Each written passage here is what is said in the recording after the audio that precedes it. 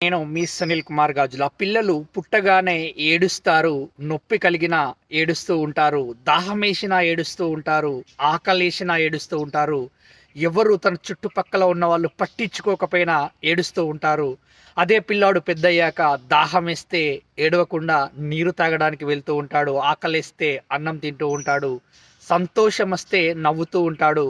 మరి బాధలొచ్చినప్పుడు ఏం చేస్తున్నాడు అని ఒక్కసారి ఆలోచించే ప్రయత్నం చేస్తే ఏడవడానికి సంకోచిస్తూ చాలా ఇబ్బంది పడుతూ ఉన్నాడు వాస్తవానికి.